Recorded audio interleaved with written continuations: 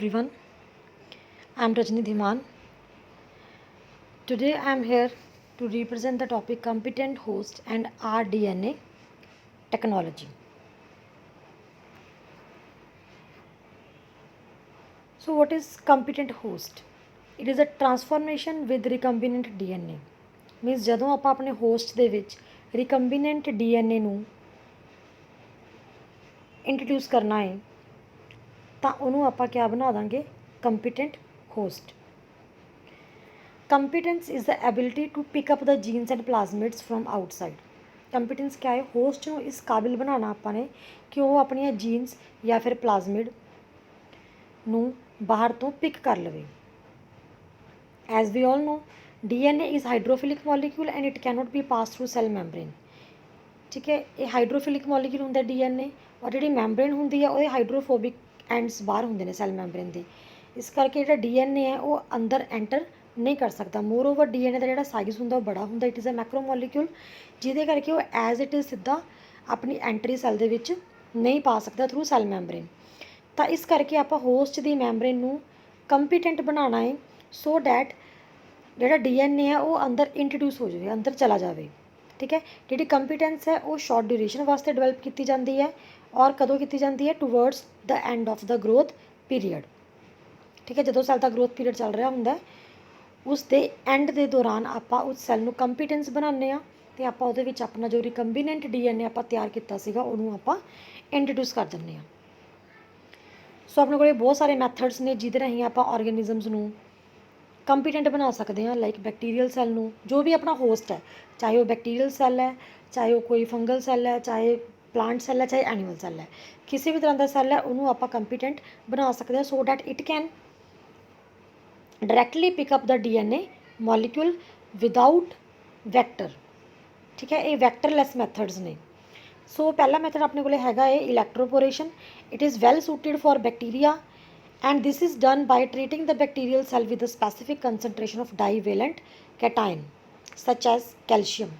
Calcium ਦੀ valency ਕੀ ਹੁੰਦੀ ਹੈ? 2 positive, ਤਾਂ ਇਹ ਡਾਈਵੈਲੈਂਟ ਕੈਟਾਇਨ ਬਣ ਗਿਆ ਆਪਣੇ ਕੋਲੇ. ਠੀਕ ਹੈ, ਤਾਂ ਇਹਦੇ ਨਾਲ ਆਪਾਂ ਬੈਕਟੀਰੀਅਲ ਸੈੱਲ ਨੂੰ ਟਰੀਟ ਕਰਨਾ ਹੈ ਜਿਹਦੇ ਨਾਲ ਉਸ ਦੀ ਇਨਟੇਕ ਵੱਧ ਜਾਂਦੀ ਹੈ ਫॉर ਦ DNA. ਠੀਕ ਹੈ, ਜਿਹੜੀ ਬੈਕਟੀਰੀਅਲ ਸੈੱਲ ਵਾਲ ਹੋਏਗੀ ਉਹਦੇ ਵਿੱਚ ਪੋਰਸ ਮਤਲਬ ਸੈੱਲ ਵਾਲ ਐਕਸਪੈਂਡ ਕਰ ਜਾਂਦੀ ਹੈ, ਖੁੱਲ੍ਹ ਜਾਂਦੀ ਹੈ, ਪੋਰਸ ਡਿਵੈਲਪ ਹੋ ਜਾਂਦੇ ਨੇ ਜਿਹਦੇ ਨਾਲ ਫਟਾਫਟ ਜਿਹੜਾ DNA ਆ ਉਹ ਅੰਦਰ ਐਂਟਰੀ ਕਰ ਲੈਂਦਾ ਹੈ. Recombinant DNA can then be force into such cell by incubating the cells. ਆਪਾਂ ਨੂੰ ਫੋਰਸਫੁਲੀ ਅੰਦਰ ਵਾੜਨਾ DNA ਨੂੰ, ਸੈੱਲ ਦੇ ਅੰਦਰ ਕਰਨਾ ਹੈ. ਉਹਦੇ ਲਈ ਆਪਾਂ ਕਿਆ ਕਰਦੇ ਹਾਂ? ਉਸ ਨੂੰ ਪਹਿਲਾਂ ਆਪਾਂ ਆਈਸ ਦੇ ਉੱਪਰ ਆਈਸ ਟਰੀਟਮੈਂਟ ਦਿੰਦੇ ਹਾਂ, ਇਨਕਿਊਬੇਟ ਕਰਦੇ ਹਾਂ ਆਈਸ ਦੇ ਵਿੱਚ. ਫਿਰ ਆਪਾਂ ਇੱਕਦਮ ਉਸ ਨੂੰ ਚੇਂਜ ਕਰਦੇ ਹਾਂ, ਉਹਨੂੰ ਹੀਟ ਟਰੀਟਮੈਂਟ ਦਿੰਦੇ ਹਾਂ 42 ਡਿਗਰੀ ਟੈਂਪਰੇਚਰ ਦੇ ਉੱਪਰ ਹੀਟ ਸ਼ੌਕ ਦਿੰਦੇ ਹਾਂ ਐਂਡ ਫਿਰ ਅਗੇਨ ਉਹਨੂੰ ਆਪਾਂ ਆਈਸ ਦੇ ਉੱਪਰ ਲੈ ਆਉਂਦੇ ਹਾਂ. ਮਤਲਬ ਜਦੋਂ ਆਪਾਂ ਇੱਕ ਵਾਰ ਇਹਨੂੰ ਠੰਡਾ ਆਈਸ ਦੇ ਉੱਪਰ, ਫਿਰ ਹੀਟ ਸ਼ੌਕ 42 ਡਿਗਰੀ ਟੈਂਪਰੇਚਰ, ਫਿਰ ਇੱਕਦਮ ਆਪਾਂ ਨੇ ਉਹਨੂੰ ਦੁਬਾਰਾ ਆਈਸ ਦੇ ਉੱਪਰ ਆਈਸ ਟਰੀਟਮੈਂਟ ਦੇਣਾ ਹੈ ਤਾਂ ਉਹਦੇ ਨਾਲ ਕਿਆ ਹੋਊਗਾ? ਜਿਹੜਾ ਬੈਕਟੀਰੀਅਲ ਸੈੱਲ ਹੈ ਉਹਦੀ ਜਿਹੜੀ ਸੈੱਲ ਵਾਲ ਹੈ, ਸੈੱਲ ਮੈਂਬਰੇਨ ਹੈ, ਉਹ ਐਕਸਪੈਂਡ ਕਰ ਜਾਂਦੀ ਹੈ, ਖੁੱਲ੍ਹ ਜਾਂਦੀ ਹੈ, 'ਚ ਪੋਰਸ ਡਿਵੈਲਪ ਹੋ ਜਾਂਦੇ ਨੇ ਜਿਹਦੇ ਕਰਕੇ ਉਹ ਫਟਾਫਟ ਰਿਕੰਬੀਨੈਂਟ DNA ਨੂੰ ਇਨਟੇਕ ਕਰ ਲੈਂਦਾ ਹੈ. ਰਾਈਟ, ਮੀਨਸ ਇਹਦੇ ਵਿੱਚ ਆਪਾਂ ਨੇ ਕੋਈ ਵੈਕਟਰ ਵਗੈਰਾ ਯੂਜ਼ ਨਹੀਂ ਕੀਤਾ, ਆਪਾਂ ਸਿੱਧਾ ਇੰਟਰੋਡਿਊਸ ਕੀਤਾ ਪਲਾਜ਼ਮਿਡ ਨੂੰ ਜਾਂ ਸਿੰਪਲ ਜੀਨ ਨੂੰ ਆਪਾਂ ਨੇ ਆਪਣੇ ਹੋਸਟ ਦੇ ਵਿੱਚ ਇੰਟਰੋਡਿਊਸ ਕਰਤਾ. ਸਿਮਿਲਰਲੀ ਸੈਕਿੰਡ ਮੈਥਡ ਆ ਗਿਆ ਆਪਣੇ ਕੋਲ ਕੈਮੀਕਲ ਮੀਡੀਏਟਿਡ ਜੀਨ ਟ੍ਰਾਂਸਫਰ. ਇਹਦੇ ਵਿੱਚ ਆਪਾਂ ਕੀ ਕਰਦੇ ਹਾਂ? ਹੋਸਟ ਸੈੱਲ ਨੂੰ ਆਪਾਂ ਪੋਲੀਇਥਿਲੀਨ ਗਲਾਈਕੋਲ PEG ਇਹਦੇ ਨਾਲ ਆਪਾਂ ਟਰੀਟ ਕਰਦੇ ਹਾਂ. ਜਦੋਂ ਇਸ ਕੈਮੀਕਲ ਨਾਲ ਟਰੀਟ ਕਰਾਂਗੇ ਆਪਾਂ ਆਪਣੇ ਹੋਸਟ ਸੈੱਲ ਨੂੰ ਤਾਂ ਉਹਦੀ ਜਿਹੜੀ ਸੈੱਲ ਮੈਂਬਰੇਨ ਉਹਦੀ ਪਰਮੀਏਬਿਲਿਟੀ ਇੰਕਰੀਜ਼ ਕਰ ਜਾਂਦੀ ਹੈ ਅਤੇ DNA ਮੋਲੀਕਿਊਲ ਅੰਦਰ ਚਲੇ ਜਾਂਦੇ ਨੇ. ਥਰਡ ਮੈਥਡ ਹੈਗਾ ਆਪਣੇ ਕੋਲ ਮਾਈਕਰੋ ਇੰਜੈਕਸ਼ਨ. ਜਿਹੜਾ ਸੈਕਿੰਡ ਮੈਥਡ ਹੈ ਸੈੱਲ ਮੀਡੀਏਟਿਡ, ਇਹ ਪਲਾਂਟਸ ਵਾਸਤੇ ਬਹੁਤ ਜ਼ਿਆਦਾ ਐਪਲੀਕੇਬਲ ਹੁੰਦਾ ਹੈ. ਮਾਈਕਰੋ ਇੰਜੈਕਸ਼ਨ ਥਰਡ ਮੈਥਡ ਆਪਣੇ ਕੋਲ, ਇਹਦੇ ਵਿੱਚ ਜਿਹੜਾ ਫੋਰਨ DNA ਹੈ ਇਹਨੂੰ ਆਪਾਂ ਇੰਜੈਕਟ ਕਰਦੇ ਹਾਂ, ਜਿਵੇਂ ਆਪਾਂ ਇੰਜੈਕਸ਼ਨ ਲਗਾਉਂਦੇ ਹੁੰਦੇ ਹਾਂ. ਇੰਜੈਕਟ ਕਰਨਾ ਆਪਾਂ ਨਿਊਕਲੀਅਸ ਦੇ ਵਿੱਚ ਸਿੱਧਾ. ਇਹ ਵੀ ਆਪਾਂ ਪਲਾਂਟ ਸੈੱਲ ਅਤੇ ਐਨੀਮਲ ਸੈੱਲ ਵਾਸਤੇ ਕਰ ਸਕਦੇ ਹਾਂ, ਮੈਥਡ ਨੂੰ ਯੂਜ਼ ਕਰ ਸਕਦੇ ਹਾਂ. ਇਹਦੇ ਵਿੱਚ ਜਿਹੜੀ ਆਪਾਂ ਮਾਈਕਰੋ ਇੰਜੈਕਸ਼ਨ ਵਾਸਤੇ ਨੀਡਲ ਯੂਜ਼ ਕਰਾਂਗੇ ਉਹ ਮਾਈਕਰੋ ਨੀਡਲ ਹੋਏਗੀ ਜਾਂ micro pipettes. It is used in eggs, oocytes and embryo. ਠੀਕ ਹੈ ਜੀ, ਅਤੇ ਇਹ ਹੈਗਾ ਆਪਣੇ ਕੋਲ ਮਾਈਕਰੋ ਇੰਜੈਕਸ਼ਨ. ਤੁਸੀਂ ਦੇਖ ਸਕਦੇ ਹੋ ਡਾਇਗਰਾਮ ਦੇ ਵਿੱਚ. ਇਹ ਆਪਣੇ ਕੋਲ ਹੋਸਟ ਸੈੱਲ ਹੈ ये अपने को होल्डिंग पिपेट है जिस नाल आपां सैल नूं होल्ड किया होया पकड़ के रखा पिया और ये अपने को क्या है माइक्रो इंजैक्शन जिहदे विच अपने अपना फॉरन जीन कह लो या डिजायर्ड जीन कह लो वो अपन इत्थे इंट्रोड्यूस की हुई है इंजैक्शन विच भरी हुई है फिल की हुई है और आप सीधा वो इंजैक्शन कित्थे फिट कर देना लगा देना न्यूक्लीयस के अंदर लगा देना।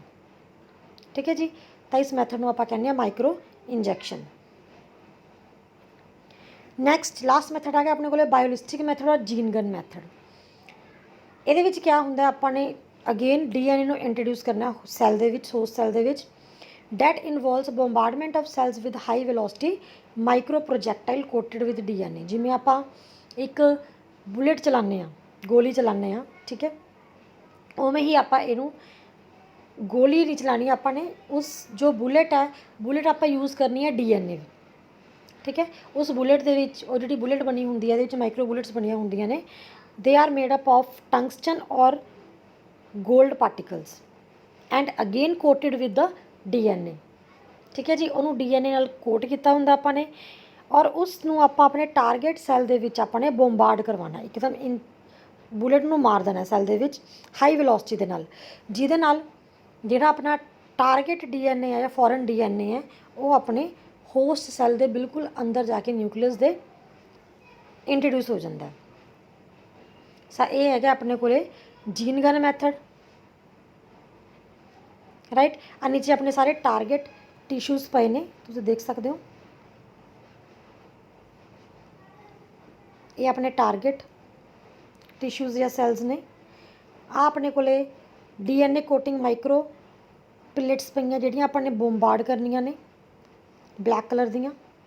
ठीक है, और उपरों जो एकदम प्रैशर आएगा हीलियम गैस का प्रैशर आएगा तो इत्थों जिहड़ियां माइक्रो पैलेट्स ने ये माइक्रो पैलेट्स अपने रिस्पैक्टिव सैल्स दे विच एकदम जाके गोली वांगू लगदियां ने और अपने DNA नूं ये अंदर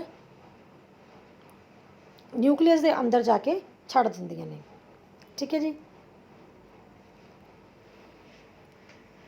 हाँ जी, ये 4 मैथड सीगे जिहदे राहीं आपां अपने होस्ट नूं कंपीटेंट बना सकते हैं so that it can take the desired DNA। Clear, without any external help वो अपने आप ही उन्हें पिकअप कर लेंदा। नैक्सट टॉपिक है अपने को process of recombinant DNA technology. मतलब जो अपने को पूरा चैप्टर के तुसीं हुण तक पढ़िया है समझिया है उसनों आप नटशैल दे विच करना है अपने रिकम्बिनेंट DNA टेक्नोलॉजी। तुसीं रिकम्बिनेंट DNA तैयार किया लास्ट लैक्चर दे विच। अज आपने करना है कि पूरी प्रोसैस जो पूरी बायोटेक्नोलॉजी है वो आप एंड रिजल्ट लैके आना है। एंड रिजल्ट में आपको की चाहिए होंगे एंजाइम्स प्रोटीन्स वैक्सीन्स जो भी अपना डिजायर्ड आपको प्रोडक्ट चाहिए है उहदे तक आपने पहुँचना है from the very beginning first step तो लास्ट स्टैप किन्ने स्टैप्स ने क्या क्या स्टैप्स ने और अपने एंड तक प्रोडक्ट किमें ऑबटेन करना है लार्ज स्केल पर करना है तो किमें करना है। ठीक है, तो इस प्रोसैस नूं आपां कहने रिकम्बिनेंट DNA टेक्नोलॉजी। ये नीचे दिते हुए फॉलोइंग स्टैप्स है अपने को। सब तो पहला जदों आपने इस टेक्नोलॉजी बारे सोचना है कि हाँ जी आपने कोई प्रोडक्ट ऑबटेन करना है इंडस्ट्रीअली अपने कोई प्रोडक्ट ऑबटेन करना है तो आप सब तो पहला अपने दिमाग दे विच की आऊगा आपको की चाहिए है DNA चाहिए है। ठीक है, किहड़ा DNA जिहदे कोल आप कुछ वधिया करैक्टर्स होण जिहड़ा आपां नूं कोई वधिया चीज़ बना के दे सके कोई वधिया प्रोटीन बना के दे सके कोई वैक्सीन तैयार करके दे सके कोई एंजाइम तैयार करके दे सके तो आपां नूं अपना एक डिजायर्ड DNA या डिजायर्ड जीन या एलियन DNA तुसीं कोई भी टर्म यूज़ कर सकते हो आपां नूं सब तो पहला वो चाहिए है। ठीक है, उहदे लई आपां नूं की करना पऊगा उहनूं उस दे सैल दे विच्चों बाहर कढ़ना पेगा क्योंकि आपां नूं पता DNA आपां नूं बाहर तो मिलेगा नहीं। सैल है सैल के अंदर न्यूक्लीयस है न्यूक्लीयस के अंदर DNA है। ठीक है, तो उत्थों आपां नूं उस DNA नूं एक्सट्रैक्ट करना पैना अलग करना पैना आइसोलेट करना पैना।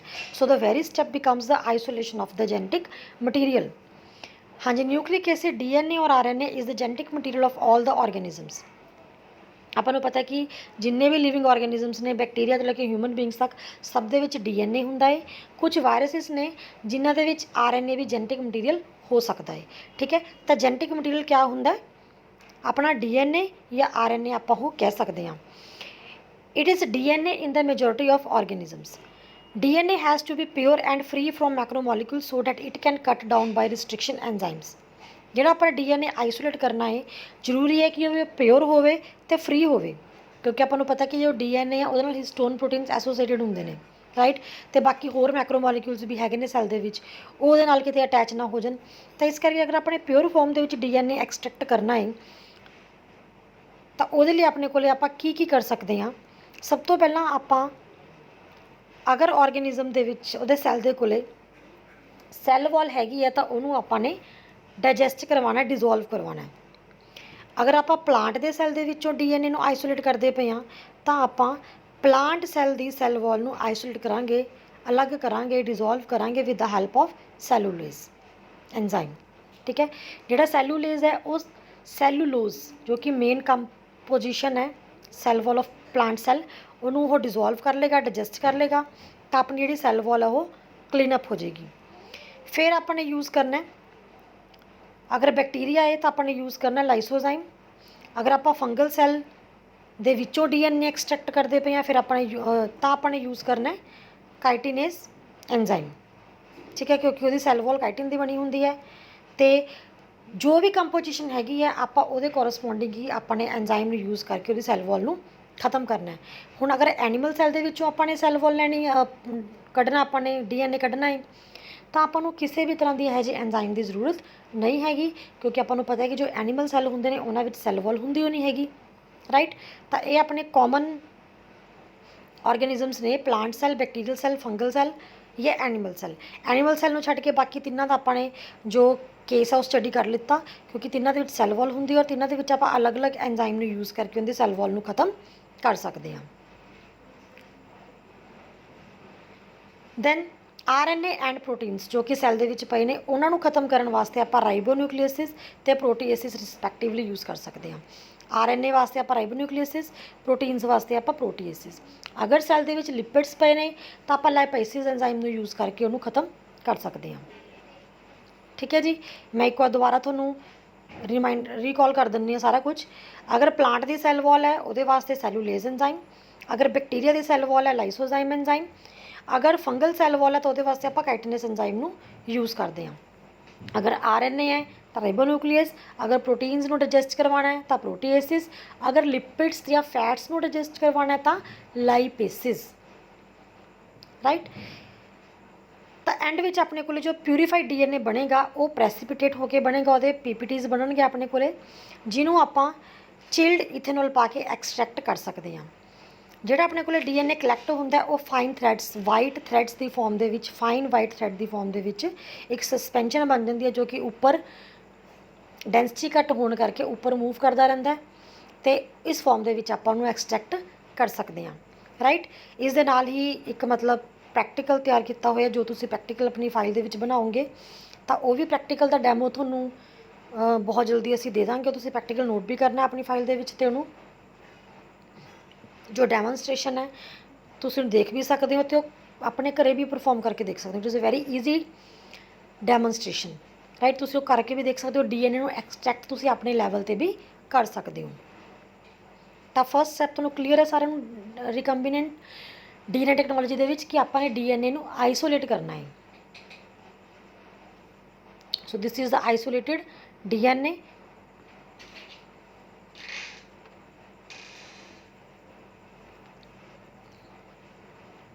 ਨੈਕਸਟ ਆਪਾਂ ਨੇ ਡੀਐਨਏ ਕੱਢ ਲਿਆ। ਡੀਐਨਏ ਕੱਢਣ ਤੋਂ ਬਾਅਦ ਆਪਾਂ ਨੇ ਉਸਨੂੰ ਕੱਟ ਕਰਨਾ ਹੈ, ਉਸਦੀ ਕਟਿੰਗ ਕਰਨੀ ਹੈ ਐਟ ਸਪੈਸੀਫਿਕ ਸਾਈਟਸ। ਕੁਝ ਖਾਸ ਸਾਈਟਸ ਹੁੰਦੀਆਂ ਨੇ ਡੀਐਨਏ ਦੇ ਵਿੱਚ, ਆਪਾਂ ਨੇ ਉਸ 'ਤੇ ਉਹਨੂੰ ਕੱਟ ਲਗਵਾਉਣਾ ਹੈ। ਠੀਕ ਹੈ, ਆਪਟੀਮਲ ਕੰਡੀਸ਼ਨਸ ਦੇ ਉੱਪਰ ਆਪਾਂ ਡੀਐਨਏ ਨੂੰ ਪਿਊਰੀਫਾਈ ਕਰ ਲਿੱਤਾ। ਉਸ ਪਿਊਰੀਫਾਈਡ ਡੀਐਨਏ ਨੂੰ ਆਪਾਂ ਨੇ ਕੱਟ ਕਰਵਾਉਣਾ with the help of restriction enzyme. ਤੁਸੀਂ ਰਿਸਟ੍ਰਿਕਸ਼ਨ ਐਂਜ਼ਾਈਮਸ ਉੱਪਰ ਵੀਡੀਓ ਦੇਖ ਚੁੱਕੇ ਹੋ। ਉਹਦੇ ਲਈ ਆਪਾਂ ਐਗਾਰੋਸ ਜੈਲ ਇਲੈਕਟ੍ਰੋਫੋਰਸਿਸ ਮੈਥਡ ਵੀ ਯੂਜ਼ ਕਰਦੇ ਹਾਂ, ਜਿਹਦੇ ਰਾਹੀਂ ਆਪਾਂ ਡੀਐਨਏ ਨੂੰ on the basis of there size ਆਪਾਂ ਅਲੱਗ ਕਰ ਸਕਦੇ ਹਾਂ। ਠੀਕ ਹੈ ਜੀ, ਤੁਸੀਂ ਜੈਲ ਇਲੈਕਟ੍ਰੋਫੋਰਸਿਸ ਵੀ ਪੜ੍ਹ ਚੁੱਕੇ ਹੋ ਪਹਿਲਾਂ। ਜਦੋਂ ਆਪਾਂ ਉਹਨੂੰ ਕੱਟ ਕਰਵਾ ਦਿੱਤਾ ਡੀਐਨਏ ਨੂੰ ਤਾਂ ਆਪਾਂ ਉਹਨੂੰ ਵੈਕਟਰ ਡੀਐਨਏ ਦੇ ਨਾਲ ਯੂਜ਼ ਕਰਕੇ ਰਿਕੰਬੀਨੈਂਟ ਡੀਐਨਏ ਤਿਆਰ ਕਰਨਾ ਹੈ। ਠੀਕ ਹੈ ਜੀ, ਆਪਣੇ ਕੋਲੇ source DNA plus vector DNA ਦੋਨਾਂ ਨੂੰ ਆਪਾਂ ਕੰਬਾਈਨ ਕਰਨਾ ਹੈ ਅਤੇ ਆਪਣੇ ਕੋਲ ਕੀ ਤਿਆਰ ਹੋ ਜਾਊਗਾ, ਰਿਕੰਬੀਨੈਂਟ ਡੀਐਨਏ। ਰਿਕੰਬੀਨੈਂਟ ਡੀਐਨਏ ਬਾਰੇ ਵੀ ਤੁਸੀਂ ਵੀਡੀਓ ਆਈ ਹੋਪ ਦੇਖ ਚੁੱਕੇ ਹੋ ਪਹਿਲਾਂ ਅਰਲੀਅਰ। ਠੀਕ ਹੈ, ਇਸ ਲੈਕਚਰ ਤੋਂ ਜਿਹੜਾ ਪਹਿਲਾ ਲੈਕਚਰ ਸੀਗਾ ਉਹਦੇ ਵਿੱਚ ਤੁਸੀਂ ਰਿਕੰਬੀਨੈਂਟ ਡੀਐਨਏ ਵੀ ਦੇਖ ਚੁੱਕੇ ਹੋ। थर्ड मैथड है अपने को amplification of gene of interest by using PCR। PCR एक अपने को मैथड है, टैक्नोलॉजी है, जिहदे राहीं आप अपनी जीन ऑफ इंटरस्ट जो अपने को रिकम्बिनेंट DNA मतलब बन के आ गया उन्होंने आपने एम्पलीफाई करना है। एम्पलीफाई का मतलब साइज़ च बड़ा नहीं करना, उहदियां आपने मल्टीपल कॉपीज़ तैयार कर लैणियां ने, ठीक है। Million billion copies we can made by the help of PCR। हाँ जी, PCR की हुंदा है? Polymerization chain reaction. It was originally invented by Kary Mullis in 1985 and it is well defined as replication in vitro. Means जदों आप रैप्लीकेशन नूं artificially करते हैं, लैब दे विच करते हैं, तो उन्होंने आप की कह सकते हैं? PCR। हाँ जी, जी PCR है वो किस प्रिंसीपल के उपर बेस्ड है? When a double standard DNA molecule is heated to a high temperature. जदों आप DNA के एक स्ट्रैंड नूं जो कि डबल स्ट्रैंड है, हैलीकल स्ट्रैंड है, उन्होंने आप हाई टैंपरेचर ट्रीटमेंट देवांगे, वो दोनों के दोनों स्ट्रैंड अलग हो जाते हैं, सिंगल स्ट्रैंड बन जाते हैं, और उस सिंगल स्ट्रैंड नूं आप दोनों टैंपलेट स्ट्रैंड यूज़ करके उन्होंने कंपलीमेंटरी स्ट्रैंड्स तैयार करने ने। This is known as PCR। हाँ जी, रिक्वायरमेंट्स की ने अपने को PCR दे which? DNA template, any source that contains one more target DNA molecules to be amplified can be taken as template. ठीक है, कोई भी टारगेट DNA मॉलिक्यूल है वो आप as a template DNA molecule उन्होंने लै सकते हैं, जिहदी अपनी एप्लीकेशन करानी है या जिहदी आप कह लो कि PCR करवानी है। फिर 2 न्यूक्लियोटाइड प्राइमर्स, जदों अपने को रैप्लीकेशन होंदी है अपने को एक RNA प्राइमर होंदा, राइट। इत्थे अपने को RNA प्राइमर नैचुरल तो है नहीं गा, बट आपने खुद प्राइमर तैयार किया हुआ है विच आर ओलीगोन्यूक्लियोटाइड्स, जिहड़े कि शॉर्ट सैगमेंट्स होंदे ने अपने को that hybridize to the target DNA region. 1 to each strand of the double helix are required.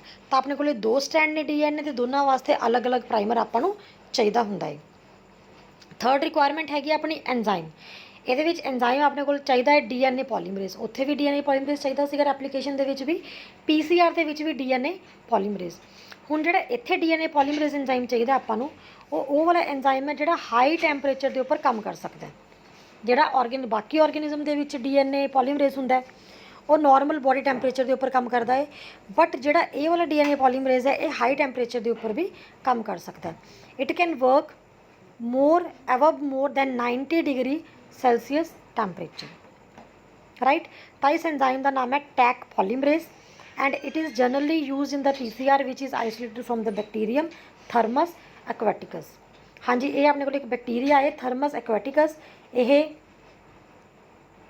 ਆਪਾਂ ਨੂੰ हॉट स्प्रिंग्स ਦੇ ਵਿੱਚੋਂ मिलता है बैक्टीरिया, उत्थे पाया जाता हॉट स्प्रिंग्स ਦੇ ਵਿੱਚ, ਜਿਹਦੇ ਕਰਕੇ ਇਹਦਾ जो टैंपरेचर है वो काफ़ी हाई टैंपरेचर के उपर सर्वाइव कर सकता है। अगर ये बैक्टीरिया उत्थे हाई टैंपरेचर के उपर सर्वाइव कर सकता है, इट मीनस कि जिहड़ा इहदे विचों आपां DNA पॉलीमरेज एंजाइम एक्सट्रैक्ट करांगे वो भी हाई टैंपरेचर के उपर वर्क डेफिनेटली करेगा। So this is the main reason कि why we have choose the Taq polymerase. हाँ जी, नैक्सट है अपने को वर्किंग मैकेनिज्म ऑफ PCR। हुण आप PCR तो चूज कर लिता भी आप PCR एंपलीफाई करना है जीन नूं, राइट। PCR की हैल्प नाल करना है। हुण PCR काम किवें करूगा? जिहड़ा PCR है वो 3 स्टैप्स के विच काम करता है। सब तो पहला स्टैप है अपने को डीनेचरेशन। डीनेचरेशन के विच क्या है? DNA के स्ट्रैंड नूं आपां हाई टैंपरेचर के नाल अलग अलग कर देना, दोनों स्ट्रैंड्स नूं आपां ने सिंगल स्ट्रैंड बना देना है। Each single stand of the target DNA then act as a template stand, मैं तुहानूं पहलां भी दस्सिआ फॉर द DNA सिंथेसिस। दोनों स्टैंड टैंपलेट स्टैंड बन जाएंगे और दोनों के दोनों ही अपने अपने कंपलीमेंटरी स्टैंड्स नूं तैयार करनगे by using the primer. Second step है एनीलिंग। एनीलिंग दे विच जिहड़े आपां 2 oligonucleotides as a primer choose किए ने, सिलैक्ट किए ने, उन्हां नूं आपां ने सिंगल स्टैंड टैंपलेट स्टैंड दे नाल ऐड कर देना है और वो कंपलीमेंटरी 3' एंड के उपर टैंपलेट स्टैंड काम करना शुरू कर दूगा at a temperature 40 to 60 degree Celsius. Third है एक्सटेंशन। फिर टैक DNA पॉलीमरेज एंजाइम आता है और वह जिथे प्राइमर अटैच होया उत्थे DNTPs मतलब डीऑक्सी ਰਾਈਬੋ ਨਿਊਕਲੀਓਟ੍ਰਾਈਫਾਸਫੇਟਸ ਨੂੰ ਅਟੈਚ ਕਰ ਦਿੰਦਾ ਹੈ with the help of magnesium ions. ਠੀਕ ਹੈ, ਟੈਕ ਪੋਲੀਮਰੇਜ਼ ਨੇ ਟਰਾਈਫਾਸਫੇਟਸ ਨੂੰ ਡੀਆਕਸੀ ਰਾਈਬੋ ਨਿਊਕਲੀਓਟਾਈਡਸ ਟਰਾਈਫਾਸਫੇਟਸ ਨੂੰ ਉੱਥੇ ਐਡ ਕਰਨਾ ਸਟਾਰਟ ਕਰ ਦੇਣਾ। मतलब एक्सटेंशन होने लग जूगी। प्राइमर तो आप लगाता सीगा पहला, उस प्राइमर के नाल ही नवे नवे नाइट्रोजन बेसिस ऐड होंदे जाणगे with the help of Taq polymerase. और वो जिहड़ा नवे स्टैंड्स अपने कोल बनते पे ने, डॉटर स्टैंड्स बनते पे ने अपने कोल कंप्लीमेंटरी, उन्हां दी जो लेंथ है वो लंबी होनी शुरू हो जूगी। That's why this point is known as extension. ठीक है, पहला प्राइमर लगाए से अपने छोटे छोटे, वो नाल ही आप नाइट्रोजन बेसिस ऐड करते जाऊगा टैक DNA पॉलीमरेज। ये लिए आपको टैंपरेचर चाहिए 72 डिग्री सैल्सीयस, क्योंकि जो टैक DNA पॉलीमरेज है हाई टैंपरेचर के उपर बहुत ही एफिशिएंटली वर्कआउट कर सकता है। उस तो बाद cycle is again repeated by denaturation of the newly form DNA strand. उस तो बाद तीनों स्टैप दोबारा रिपीट किए जाते हैं again and again and again, ताकि अपने को DNA दियाँ जो आप DNA एंपलीफाई करते पे हैं मल्टीपल कॉपीज़ तैयार करते पे हैं, तकरीबन अपने को मिलियन कॉपीज़ तैयार हो जाए। ठीक है, आपने एक स्टैंड तो शुरू किया सीगा, सिंगल स्टैंड तो अपने को DNA दे बस एक सिंगल स्टैंड सीगा, वो तो आपने PCR दे नाल मिलियन कॉपीज़ तैयार कर लिया। ठीक है, वो आप पॉलीमराइजेशन कराई जा रहे हैं, ताही इन्हों आप पॉलीमराइजेशन चेन रिएक्शन कहने हैं। मतलब एक बार आप स्टार्ट करता, वो तो बाद नैक्सट स्टैप है, नैक्सट स्टैप जिन्ने भी स्टैप्स ने मिलियन टाइम्स वो रिपीट होंदे जाणगे और अपने को उन्नियां कॉपीज़ तैयार हो जाएगियां। So this is the diagram. In this you can see ये जो अपने को पहला बनया हुआ strand, both strands are template strands here. ये दोनों अपने अलग करता, इनू आप कहने डीनेचरेशन। फिर आपने ये एनीलिंग की, एनीलिंग आपने इतने प्राइमर्स ऐड कर दिते, here the yellow part and the purple part and primers use हो गए। दैन रैप्लीकेट, तुसीं एक्सटेंशन भी कह सकते हैं, रैप्लीकेशन भी कह सकते हैं। इत्थे प्राइमर्स तो लगे हुए ने नाल अपने को दोनों पासे, पर जिहड़े ऐड एडिशन होंदी जा रही है दोनों पासे, वो क्या है अपने को extension. Extension with the help of DNTPs means इत्थे आपां नाइट्रोजन बेस पेयर्स नूं ऐड करते जाने पे हैं with the help of Taq polymerase which is obtain और extracted from the Thermus aquaticus. Right, और ये जी प्रोसैस है हाई टैंपरेचर के उपर होंगी है, जिदे करके तुहानूं दस्सिया कि वो एंजाइम आप यूज़ करते हैं। हाँ जी, तो दो स्टैंड बन गए, एक लिता से अपने दो स्टैंड तैयार हो गया अपने को, दो तो फिर चार, चार तो फिर 8 and so on. In this way we can synthesise millions of copies. ठीक है, जिस करके इस टेक्निक में आप कहने PCR, जो कि अपने को थर्ड प्रोसैस सीगा in the recombinant DNA technology. पहला आप DNA को आइसोलेट किया, फिर वो आप फ्रैगमेंट्स कराए with the help of restriction enzyme, फिर अपने PCR की हैल्प नाल उन्हां फ्रैगमेंट्स को एंपलीफाई किया, वो जी भी अपनी डिजायर्ड जीन बनी उन्होंने अपने एंपलीफाई कर लिता, उन्होंने अपने नंबर के इनक्रीज़ कर लिता। फिर है insertion of recombinant DNA into host cell और ऑर्गेनिज्म। फिर आप रिकम्बिनेंट DNA को अपने होस्ट सैल के पाना है with the help of vector और विदाउट द वैक्टर। ठीक है, वैक्टर वाला मैथड आपने लास्ट लैक्चर के पढ़िया से, जिहदे अपने PBR 322 किया सीगा, अपने आर्टिफिशियल वैक्टर देखा सी आप किवें इंट्रोड्यूस करके उन्होंने टैसट करके सिलैक्शन टैसट करके, ठीक है, आप अपने होस्ट के इंट्रोड्यूस कर सकते हैं। अगर आपने वैक्टर नहीं यूज़ करना तो अपने कंपीटेंट होस्ट आप बना सकते हैं, अपने होस्ट को ही कंपीटेंट कर सकते हैं। वो मैथड अपने तो पहला अपने प्रोसैस तो जोड़े 4 स्टैप्स ने वो अपने कवर कर लिता। राइट, मीनस चौथा स्टैप है अपने रिकम्बिनेंट DNA को अपने होस्ट के एनी हाउ इंट्रोड्यूस कर देना, इंसर्ट कर देना, वो अंदर पा देना। Then obtaining the foreign product when recombinant DNA is transferred into a living cell the foreign DNA is multiplied. हाँ जी, अपने लिविंग सैल के जाके फॉरन DNA मल्टीप्लाई करेगा। For the formation of the proteins there is a need for the expression of the recombinant DNA। तो जरूरी है कि उत्थे जाके जो रिकम्बिनेंट DNA एक्सप्रैस करे अपने आप को, ठीक है, मतलब डिवाइड करे, रैप्लीकेशन करे, मल्टीप्लाई करे, तुसीं कोई भी टर्म यूज़ कर सकते हो, जिहदे नाल ओह एक्सप्रैस करूगा तो अपने प्रोटीन्स बनणगे। ठीक है, जोड़े प्रोटीन्स ने आप लार्ज स्केल के उपर तैयार कर सकते हैं by using the large vessels known as bioreactors और fermenters. So these are the large vessels, here you can see ये अपने कोल बहुत बड़े बड़े कमरे जिड्डे वैसल्स होंदे ने, जिन्हां दे विच आपां अपने डिजायर्ड प्रोडक्ट नूं, जो प्रोटीन है, एंजाइम है, वैक्सीन है, कुछ भी चीज़ है, कोई ड्रग है, उन्होंने आपां लार्ज स्केल के उपर ऑबटेन कर सकते हैं। ठीक है, उहदे 2 बायोरिएक्टर्स आपां नूं दिखाए हुए ने। बाकी डिटेल दे विच बायोरिएक्टर्स क्या हुंदे ने, किन्ने टाइप्स के हुंदे ने, वो तुहानूं नैक्सट वीडियो दे विच दस्सिया जाएगा। ठीक है, इंटरनली किमें दा बनिया हुंदा है, किमें काम करते हैं बायोरिएक्टर्स, तो वो आपां नूं नैक्सट वीडियो दे विच तुहानूं बहुत ही वधिया तरीके नाल क्लीयर किया जाऊगा। बट फिलहाल ये अपने कोल वैसल्स ने जिहदे विच आपां अपने डिजायर्ड प्रोडक्ट नूं ऑबटेन करते हैं।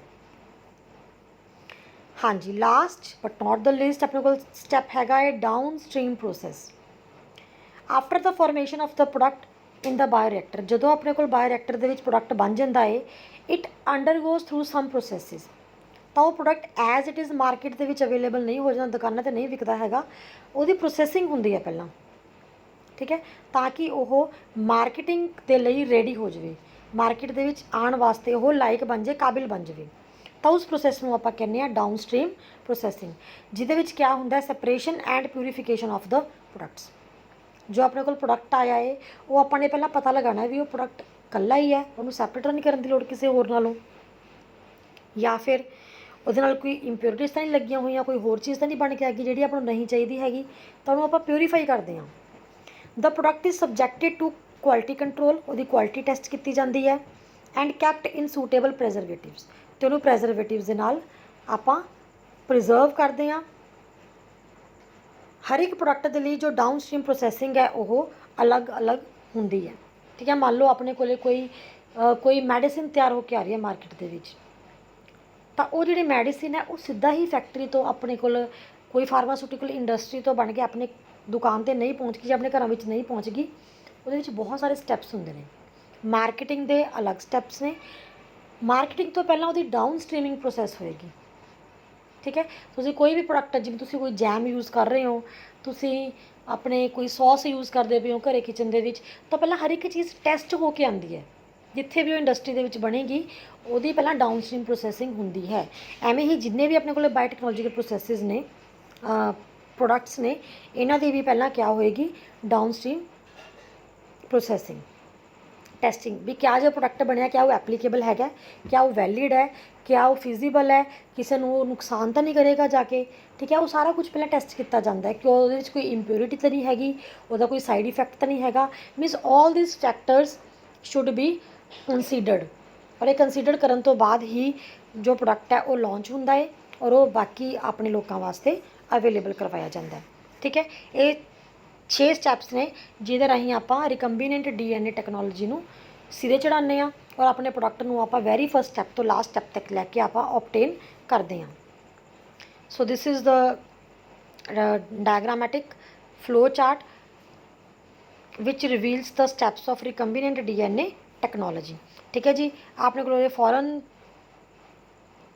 जीन दिखाई हुई है, सोर्स इतने को प्लाज्मिड है, पहला आप ये फ्रैगमेंट्स किए, पहला एक्सट्रैक्ट किया, आइसोलेट किया, फ्रैगमेंट्स किए bye using the restriction enzyme, फिर उन्होंने प्लाज्मिड के इंट्रोड्यूस कर दिता, उन्होंने जोड़ दिता लाइगेशन के नाल, ये अपने को रिकम्बीनेंट DNA बन गया।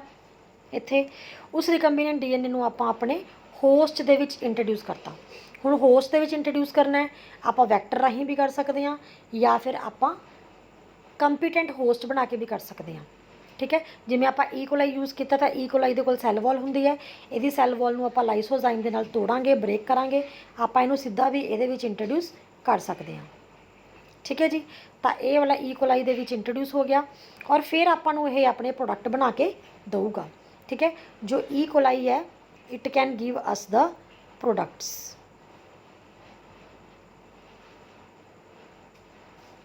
विच आर डिजायर्ड।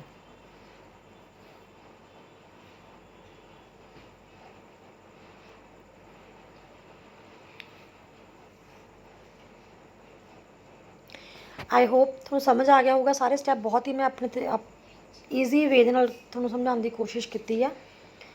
एंड अगर थोड़ा किसी तरह की कोई क्वेरी है तो यू कैन आस्क।